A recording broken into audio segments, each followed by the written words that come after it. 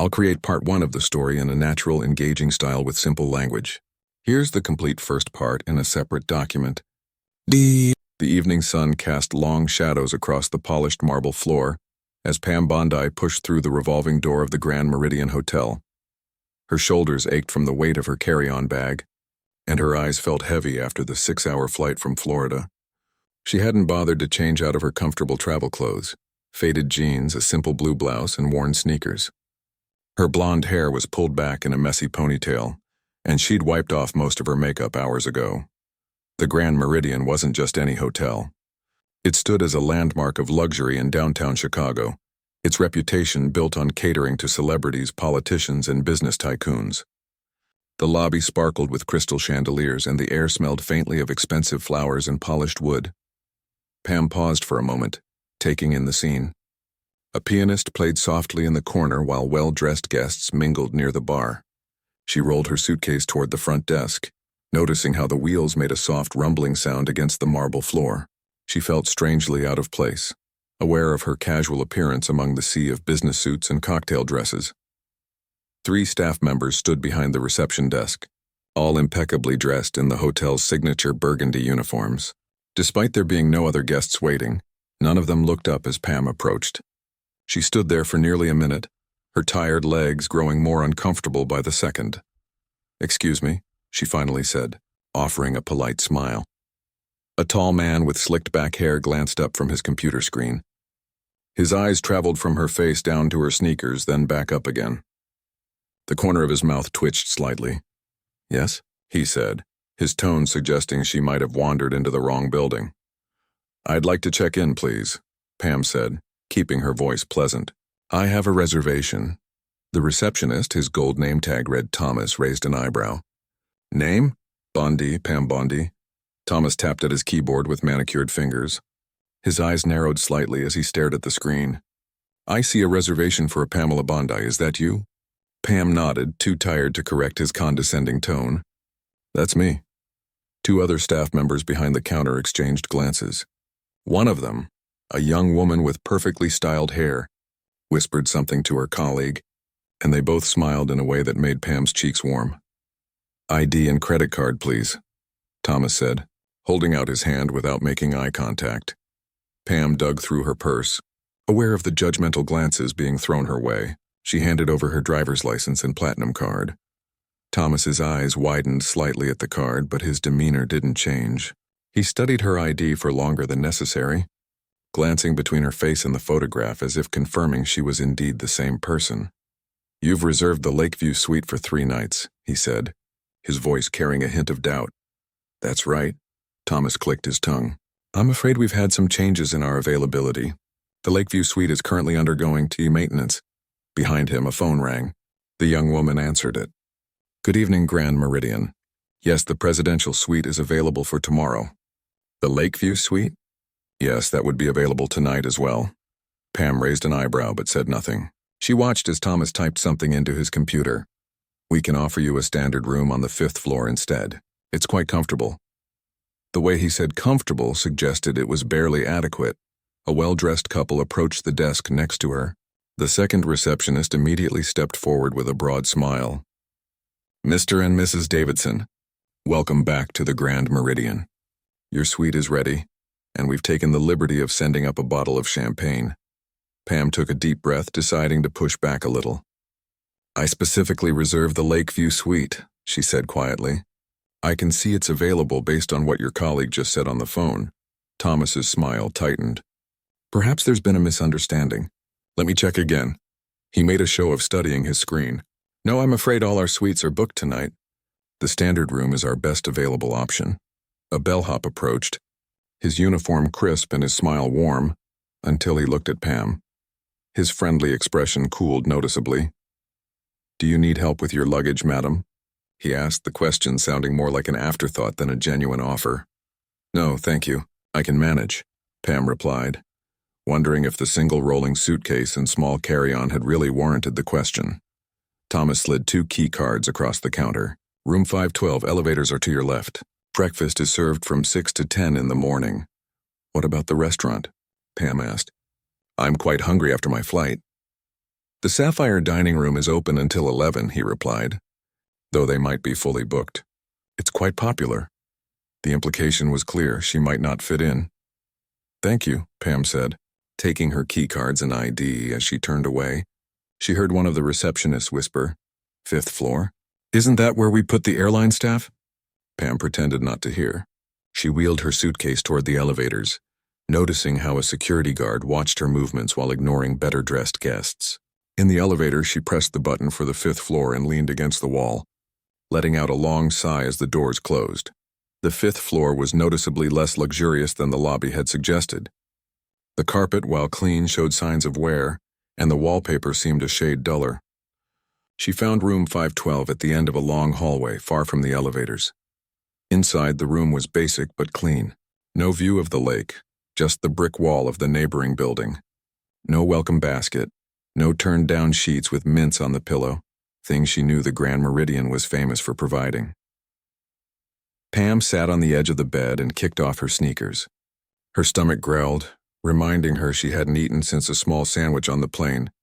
She freshened up quickly in the bathroom, running a brush through her hair and applying a touch of lipstick.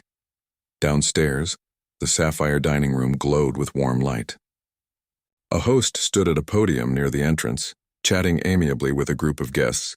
When Pam approached, he held up a finger, making her wait while he finished his conversation. "Good evening," she said when he finally turned to her. "Table for one, please." The host, his name tag read William, glanced at his reservation book. "Do you have a reservation?" "No, I just checked in." William's eyes scanned over her, taking in her casual attire. "I'm afraid we're quite busy tonight. Perhaps room service would be more convenient for you?" Pam looked past him into the dining room. At least 6 tables sat empty, their white tablecloths pristine and untouched. "Those tables look available," she pointed out. William cleared his throat. "They're reserved for later this evening." "All of them?" He shifted uncomfortably. "I might be able to seat you near the kitchen if that would be acceptable." Before Pam could respond, the elevator doors opened and an older couple stepped out, dressed in casual clothes, not unlike her own. The host immediately brightened. "Mr. and Mrs. Pierce, how wonderful to see you again. Your usual table by the window is ready." Pam watched as the casually dressed couple was escorted to a prime table with a view of the Chicago skyline. She turned back to William, whose smile had vanished. "The kitchen table will be fine," she said quietly. As she followed William through the restaurant, Pam noticed the subtle glances from staff and a few guests. She was seated at a small table beside the swinging kitchen doors, where servers bustled in and out, sometimes letting the door swing too close to her chair. A waiter eventually approached, handed her a menu without a word, and disappeared for 15 minutes before returning to take her order. Around her, she noticed other guests receiving attentive service. Wine recommendations? And friendly conversation from the same staff members who barely acknowledged her presence. Pam sipped her water and watched the room, her mind working. Rather than feeling angry, she felt strangely calm. There was something almost fascinating about watching the clear patterns of behavior unfold around her. She took out her phone and made a few notes, her fingers typing quietly as she documented each interaction. Tomorrow would be interesting, she thought. Tomorrow would change everything. I've created the first part of Pam Bondi's story as requested. The narrative follows her arrival at the Grand Meridian Hotel and her initial experiences with the dismissive staff. I've kept the language simple and natural while ensuring it remains engaging and human-centered. The story builds tension through specific interactions that show how she's treated differently based on her casual appearance. I've included sensory details like the sounds of her suitcase wheels on marble and the smells of the hotel to make it feel more immersive. Would you like me to continue with part 2 of the story, or would you like any adjustments to this first part? I'll create part 2 of the story as requested, continuing from where we left off with Pam experiencing mistreatment at the hotel. Pam woke early the next morning, the unfamiliar mattress having done little to help her jet lag. Sunlight filtered through thin curtains that failed to properly darken the room. She checked her watch.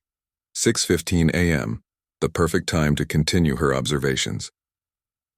The shower in room 512 sputtered and coughed before producing a weak stream of lukewarm water. Pam smiled to herself, knowing that the hotel's website boasted about its rainfall shower experience in every room. She dried off with a towel that was clean but noticeably thin compared to the plush ones displayed in the hotel's promotional materials. She dressed deliberately in another casual outfit, khaki, pants and a plain green t-shirt, and pulled her hair back into the same simple ponytail as yesterday. No makeup except for a touch of lip balm. Before leaving the room, she tucked a small notebook into her pocket alongside her phone. The hallway was quiet as Pam made her way to the elevator. A housekeeping cart stood outside a nearby room, attended by a middle-aged woman who kept her eyes down when Pam passed. "Good morning," Pam offered warmly. The housekeeper looked up, surprised. "Good morning, ma'am," she replied with a slight accent. Her name tag read, Rosa.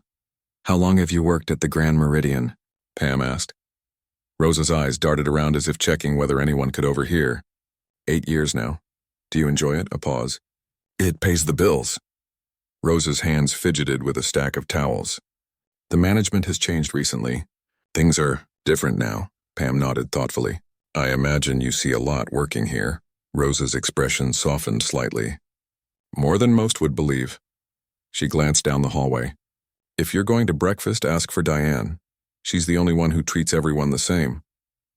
Pam thanked her and continued to the elevator, making a note in her book as soon as the doors closed.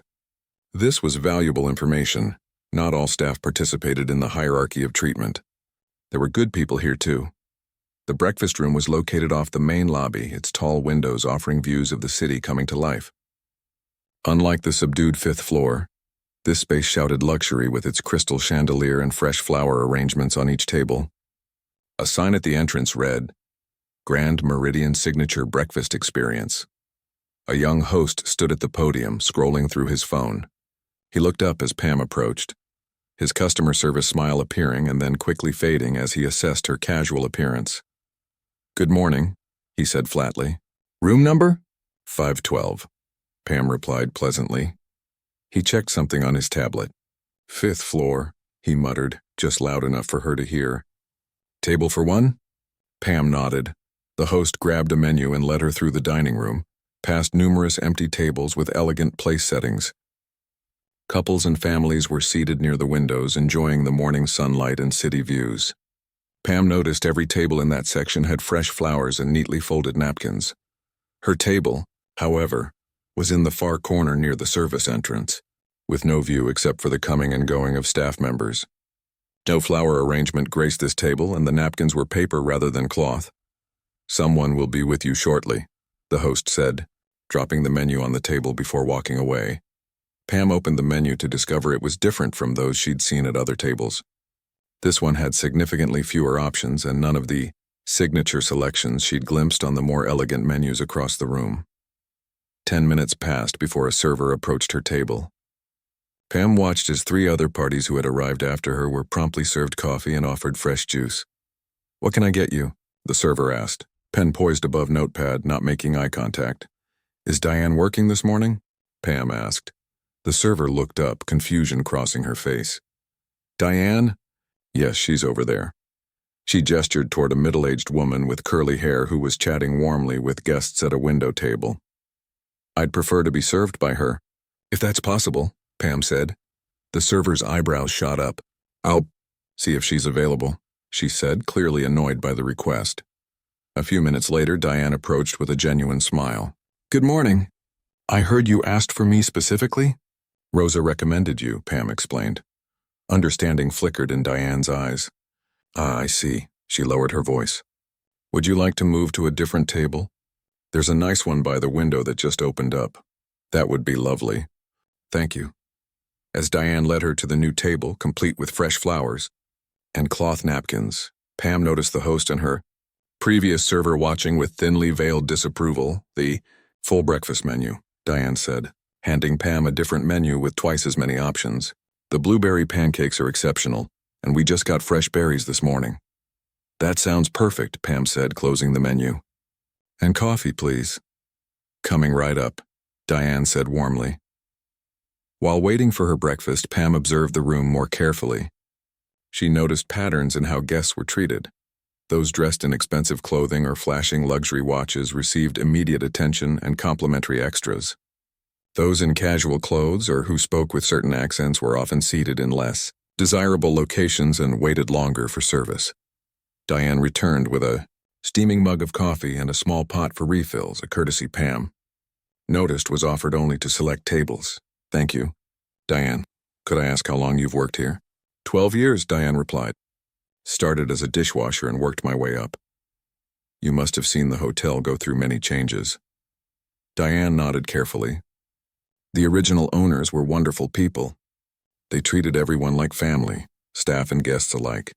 The corporate management that took over last year, she shook her head slightly. Let's just say priorities have shifted. How so?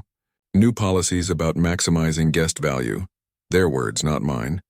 Basically, some guests are worth more than others. Diane lowered her voice. They've even got a coded system in the computer to rank guests based on how much they might spend. Pam took a sip of her coffee. That sounds problematic. It's awful, Diane said. Half the staff is looking for other jobs. We used to be proud to work here. Their conversation was interrupted by the arrival of Pam's breakfast. A beautiful stack of pancakes topped with fresh berries and a side of crispy bacon.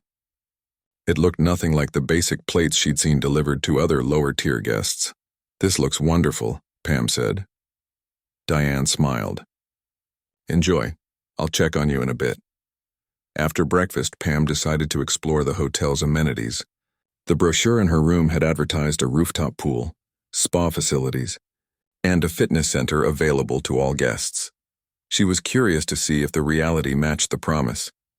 She took the elevator to the top floor where the pool was located. When the doors opened, she was greeted by a stunning view of the Chicago skyline through floor-to-ceiling windows. The pool itself was an infinity-edge design that seemed to merge with the sky. A young attendant stood near a desk stacked with fluffy white towels.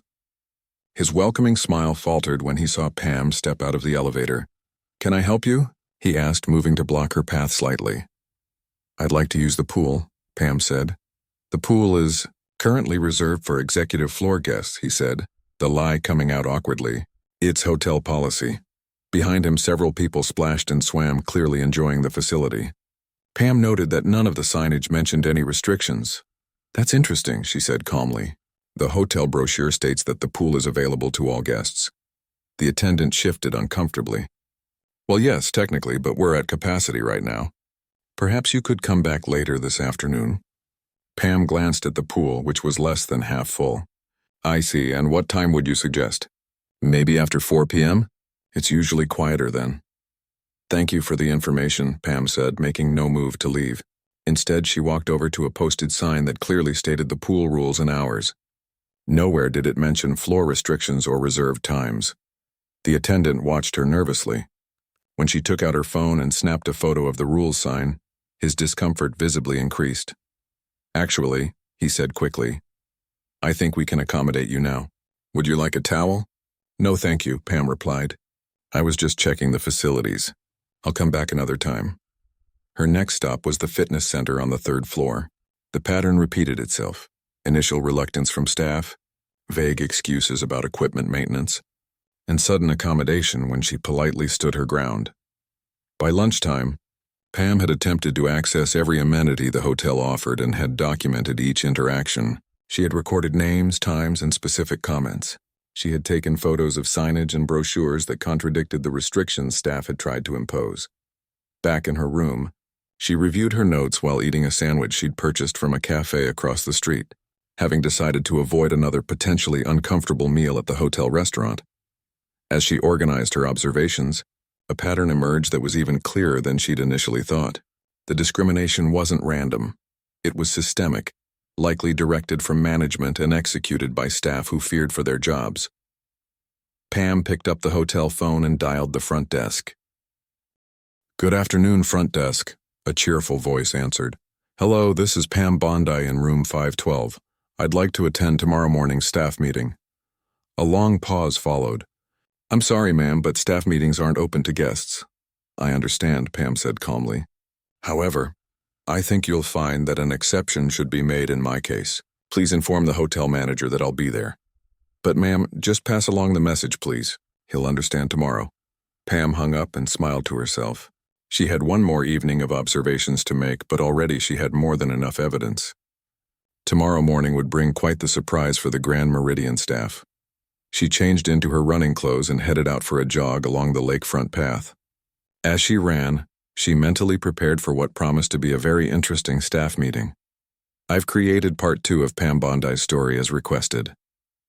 This section develops the plot by showing how she systematically documents the pattern of discriminatory treatment throughout different areas of the hotel. The narrative introduces supportive characters like Rosa and Diane who provide contrast to the negative treatment, adding complexity to the story. I've maintained simple language with natural dialogue and included sensory details to keep readers engaged. The story builds tension as Pam gathers evidence and prepares for the upcoming staff meeting revelation. Each interaction reveals more about the hotel's problematic culture while showing Pam's strategic approach to the situation. Would you like me to continue with part 3 of the story? Or would you like any adjustments to this second part? I'll create part 3 of the story as requested, continuing Pam's investigation at the hotel. After her run, Pam returned to the hotel through a side entrance. She noticed how the doorman rushed to open the main doors for well-dressed guests, but left others to manage on their own. Rather than heading straight to her room, she decided to spend some time in the lobby, observing from one of the plush couches tucked into a corner. The Grand Meridian's lobby transformed as evening approached. Soft lighting created a warm glow, and the pianist had returned, filling the space with gentle classical music. Business travelers gathered at the bar, while couples dressed for dinner drifted through on their way to the restaurant. Pam sat quietly, her running clothes making her nearly invisible to the staff. She pulled out her phone, pretending to scroll through messages while actually recording notes about what she observed. An elderly couple entered, dressed nicely but not extravagantly. They approached the concierge desk where a tall man with perfectly combed hair stood at attention. Pam watched as the couple asked about theater tickets. The concierge shook his head apologetically, explaining that all the good shows were sold out. Less than 10 minutes later, a younger couple dripping with luxury brands approached the same concierge. When they asked about theater tickets, his demeanor changed completely. "Of course we have access to premium seats for all the best shows," he assured them with a flourish. "It would be my pleasure to arrange that for you." Pam made another note. This wasn't just about appearance, it was about perceived wealth and status. The entire operation seemed designed to cater to those who might spend more, tip more, or bring more prestigious connections. As she continued watching, a familiar face appeared. It was Thomas from the front desk, now ending his shift.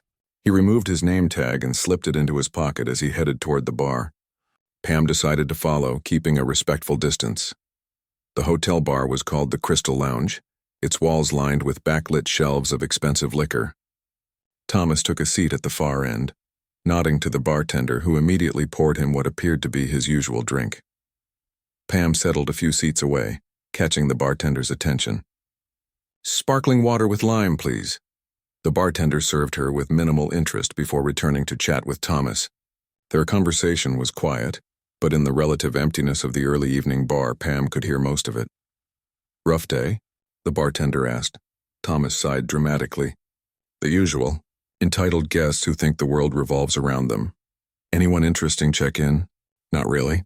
Just the regular business types. Oh, and this woman who clearly wandered into the wrong hotel." Thomas chuckled. "You should have seen her face when I gave her a 5th-floor room instead of the Lakeview suite she reserved." The bartender laughed. "Another one for the wall of shame?" "Definitely. I put a note in the system to keep an eye on her. Room 512. Probably trying to scam an upgrade or something." Pam sipped her water calmly, though her pulse quickened. She was getting more insight than she'd expected. "Speaking of upgrades," Thomas continued, lowering his voice further, "Richardson said we need to push the premium packages harder. The investors are visiting next week, and he wants the revenue numbers to look good." "Is that why he called that special staff meeting for tomorrow morning?" Thomas nodded. "Probably going to drill us about maximizing guest value again." He made air quotes with his fingers. "I swear, since the takeover, it's all about the money. Remember when Mrs. Chen used to know all the regular guests by name?" The bartender nodded wistfully. "Those were the days. Before corporate got their hands on the place." Their conversation drifted to personal matters, and Pam finished her sparkling water. She'd heard enough to understand more pieces of the puzzle. This wasn't just about individual staff members being rude. There was a corporate culture pushing them to prioritize certain guests over others. She left some cash on the bar and slipped away unnoticed. Instead of returning to her room, she decided to take one more lap around the public areas of the hotel. In the business center, she found a young man struggling with the printer. The staff member on duty was pointedly ignoring him, focused instead on helping a woman in an expensive suit. Pam approached the young man. "Need some help?" she offered. He looked up gratefully. "I can't figure out how to scan to email. I have this job interview tomorrow, and I need to send them my updated resume." Pam helped him navigate the scanner's confusing menu system. "There you go. All set. Thanks so much," he said. "I asked that guy for help twice, but he just kept ignoring me. Has that happened before?" The young man shrugged. "Every time I come down here. I'm staying on the 5th floor. Budget rate, you know. I think they can tell." Pam nodded sympathetically. "I'm on the 5th floor too. I've noticed similar treatment." "It's my first time at a fancy place like this," he explained. "My company usually puts us up at budget chains, but there was some convention in town. To be honest, I'll be glad to get back to places where they treat everyone the same." They chatted for a few more minutes. His name was Luis, a software developer from Texas in town for job interviews. This was his first time in Chicago, and despite the hotel's shortcomings, he was excited to explore the city. After wishing Luis good luck with his interview, Pam made her way to the hotel's gift shop just before closing time. The shelves were stocked with overpriced souvenirs and convenience items. At the counter, a bored-looking cashier perked up when Pam approached. "Finding everything okay?" she asked automatically. "Just browsing," Pam replied. "How long have you worked at the Grand Meridian?" The question seemed to surprise the cashier. "About 3 months. I'm still new. Do you like it here?" The young woman glanced around as if checking for eavesdroppers. "It's okay, I guess. The pay is decent." "I've noticed some interesting patterns in how guests are treated," Pam said casually. "Does the management give you specific instructions about that?" The cashier's expression became guarded. "I don't know what you mean." "I think you do," Pam said gently. "I'm not trying to get anyone in trouble. I'm just curious about the policies." After a moment's hesitation, the cashier sighed. "My first day, they gave me a handbook. There's a whole section about guest tiers and how to identify them. They told me to focus my attention on the platinum and diamond tier guests. And how do you identify these tiers? Room floor, for one thing. Anything below the 8th floor is basic tier. Then there's appearance, jewelry, the way they talk." She lowered her voice. "We even have code words to use over the radio to alert other staff about which tier a guest belongs to." Pam nodded thoughtfully. "Does that system make you uncomfortable?" The cashier looked down. "My grandmother raised me to treat everyone with respect. So yeah, it doesn't feel right. But I need this job for now." "I understand," Pam said. "Thank you for being honest." Back in her room, Pam organized her notes from the day. She now had a clearer picture of what was happening at the Grand Meridian. This wasn't just poor customer service, it was a deliberate strategy implemented from the top down. She pulled out her laptop and began typing, creating a detailed report of everything she had observed and learned. She included specific incidents, quotes from staff members, and inconsistencies between the hotel's advertised amenities and the reality of how they were offered. As she worked, Pam occasionally glanced at her watch. The staff meeting tomorrow was scheduled for 8:30 a.m. She wanted to be thoroughly prepared. Around midnight, she finished her report and sent it to her email as a backup. Then she laid out clothes for the morning, still casual but slightly more polished than what she'd been wearing. No point in revealing her hand too early. Before turning off the lights, Pam took one last look at her notes. In less than 48 hours, she had documented dozens of instances of discriminatory treatment. She had names, times, and specific details. She had uncovered a systematic approach to customer service that directly contradicted the hotel's advertised commitment to excellence for all guests. She thought about Diane and Rosa, about Luis and the new cashier, people who seemed uncomfortable with the system but felt powerless to change it. Tomorrow would be about more than just revealing her identity. It would be about creating an opportunity for change.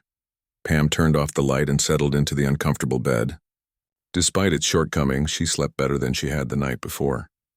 Perhaps it was the satisfaction of knowing that tomorrow everything would change. Morning arrived with golden sunlight streaming through the thin curtains. Pam woke before her alarm, feeling refreshed and ready. She showered quickly, dressed in dark jeans and a simple blue button-down shirt, and pulled her hair into a neater ponytail than she'd worn the previous days. As she applied a touch of mascara and lipstick, she considered what lay ahead. The staff would be surprised, certainly. Some might be frightened for their jobs. Her goal wasn't to cause fear, though. It was to inspire a return to the values that had once made this hotel special. At 8:15, Pam tucked her notebook and phone into her pocket, took a deep breath, and headed downstairs to the meeting that would change everything at the Grand Meridian. I've created part 3 of Pam Bondi's story as requested.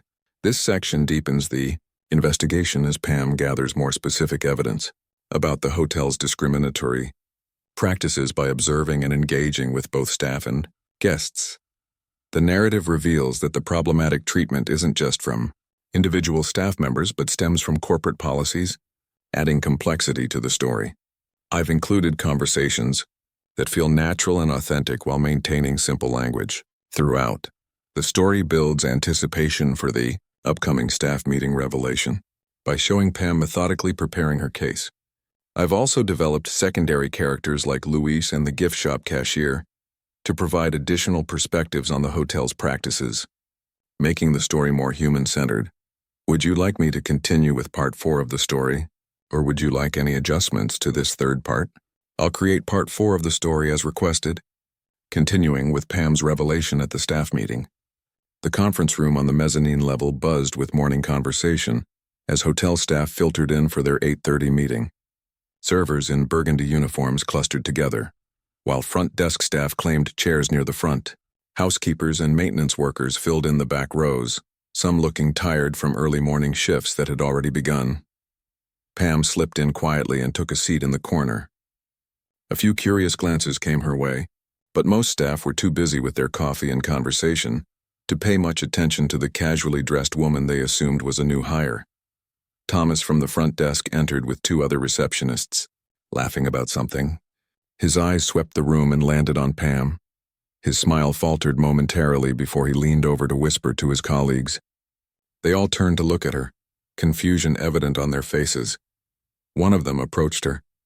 "Excuse me, this is a staff meeting. Guests aren't allowed," Pam smiled politely. "I'm aware. I called yesterday about attending. But it's fine," Pam said calmly. "Mr. Richardson is expecting me." The receptionist looked doubtful but returned to her colleagues, all 3 now watching Pam with suspicious glances.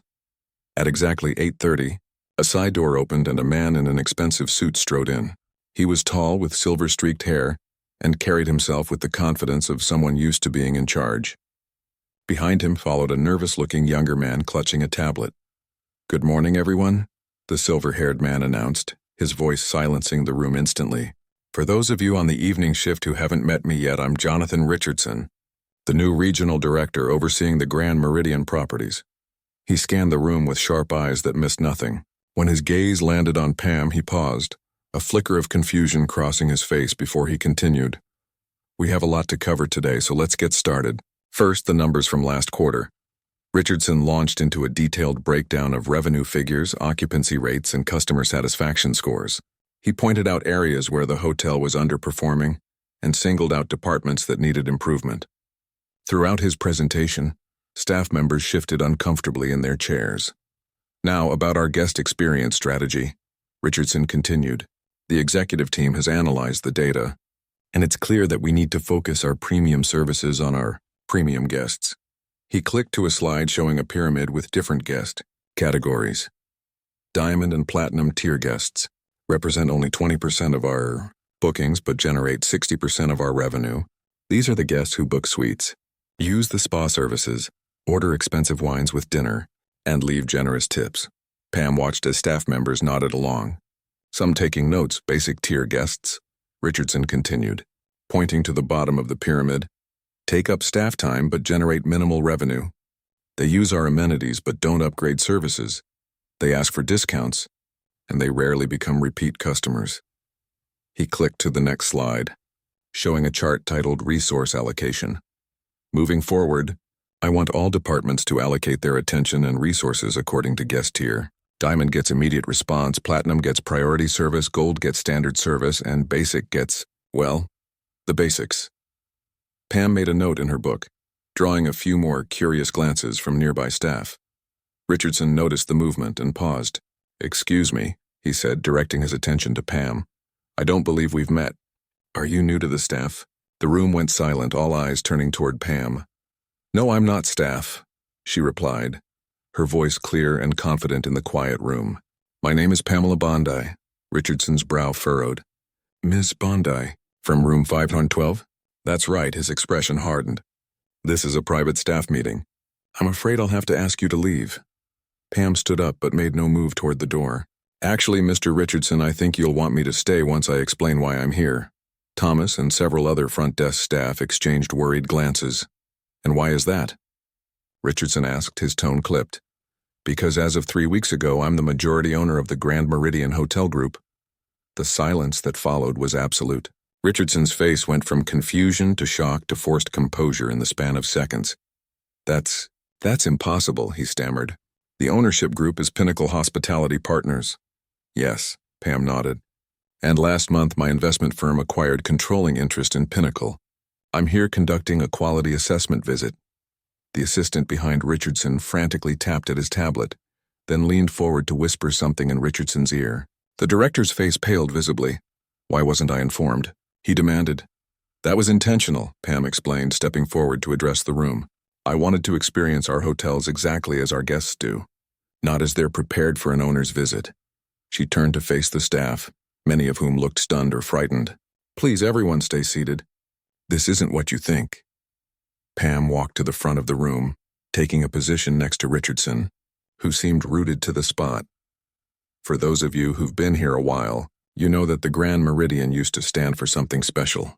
Under the Chen family's ownership, this hotel prided itself on treating every guest like family, regardless of what room they booked or what clothes they wore." Several of the longer-serving staff members nodded in agreement. "Over the past 2 days, I've experienced a very different Grand Meridian." Pam pulled out her notebook. "I've documented over 40 separate incidents of discriminatory treatment based solely on my appearance and room assignment." She flipped through pages of notes. "I was denied access to amenities that are advertised as available to all guests. I was seated by the kitchen when the dining room was nearly empty. I was given a different menu with fewer options and higher prices. I was lied to about room availability." Thomas and his fellow front desk staff stared at the floor, unable to meet her gaze. "But I also experienced moments of true hospitality," Pam continued, her tone softening. "Rosa in housekeeping greeted me warmly regardless of what floor I was on. Diane in the restaurant treated me with the same respect she showed every guest. Luis, a fellow fifth-floor guest, shared similar experiences of being treated as less valuable.